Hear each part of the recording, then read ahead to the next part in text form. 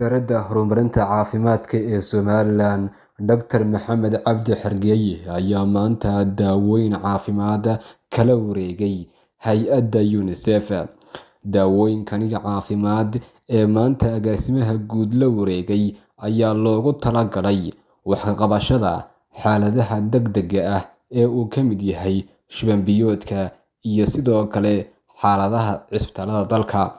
Munaasabad kooban oo ka qabsoontay xarunta kaydka daawooyinka ee Wasaaradda Horumarinta Caafimaadka ee Somalilan waxaa goobjoog ahaa madaxa qaybta kaydka daawooyinka ee Wasaaradda Horumarinta Caafimaadka, mas'uuliyiin ka socday hay'adda UNICEF iyo sidoo kale marti kale.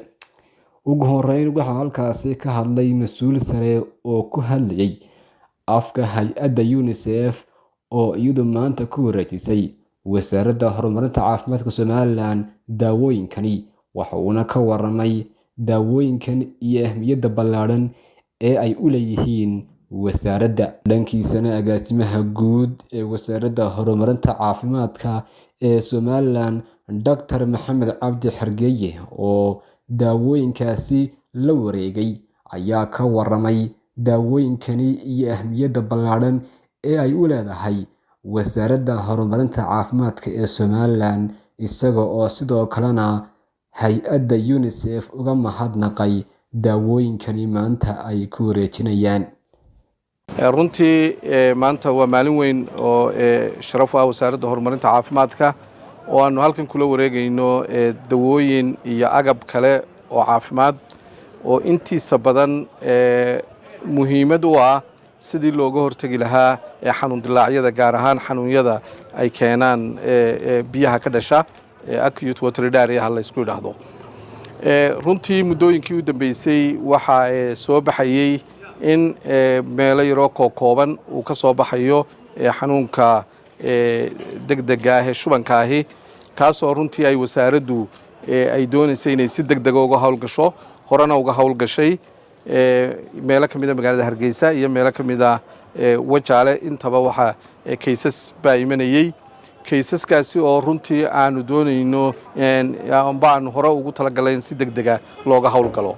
dawadan iyo qalabkan iyo agabkan caafimaad ee maanta UNICEF ay ku wareejinayso wasaaraddu waxay wax weyn ka tarayaan sidii looga hortagi lahaa inay yimaadaan xanuun dilaacyo, gaar ahaan xanuunyada ama xanuunada ku fida xagga biyaha ee la yidhaahdo acute watery diarrhea, kuwaas oo runtii marka ay dilaacaan dhibaato weyn u geysta bulshooyinka. waxaa muddadii u dambeysay cusbitaalka Wajaale imanayay kaysas dhinaca Itoobiya ka imanaya oo runtii leh shuban biyood xooga, kaas oo runtii ay wasaaraddu horena u geysay agabkii looga baahnaa halkaa iyo dawadii looga baahnaa. iminkana la doonayo in tiimam ay tagaan oo laga war doono oo laga howlgalo. runtii xaaladda way fiicantao gacantaan ku haynaa, laakiin waxaan doonaynaa inaanu halkaa dhaafin oo aanay soo gaadhin dhinaceena Somaliland. dhammaan kaysaska yimid cusbitaalka Wajaale waa kaysas ka soo gudbay dhinaca xuduudda. ma jiro kaysas Wajaale gudaheega ah oo runtii shubankaasi lagu arkay. marka waxaan doonaynaa in runtii la siiyo oo loo qaybiyo chloriintii biyaha lagu sifeynayey, isla markaana waxaan diyaarinaynaa agabkii haddiiba uu shuban yimaado lagu daaweyn lahaa dadka, oo ah kidadkii medical kitka ahaa ay ka mid ahaayeen ORST iyo infusionkii iyo antibioticgii la siin lahaa haddii ay dadka uu shuban ay dareemaan. intiiba waa diyaar. aad iyo aad baan uga mahadcelinaynaa hay'adda UNICEF. waxaananu leenahay UNICEF waa hay-adaha ugu ballaaran ama ugu xooga weyn ee la shaqeeya Wasaaradda Horumarinta Caafimaadka ee kala shaqeeya dhinacyo badan iyo qaybo badan oo washku ka mid yahay, oo uu ka mid yahay healthku, oo uu ka mid yahay nutritionku, oo uu ka mid yahay tallaalada iyo wixii la mid ihi dhinacyo kala duwan ee kala shaqeysa Wasaaradda Horumarinta Caafimaadka iyo wacyigelinta intaba. aad baad u mahadsantihiin. thank you for your support.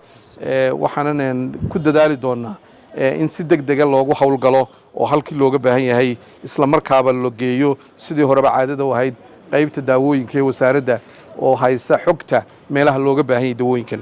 aad iyo aad baad u mahadsantihiin. wassalaamu calaykum.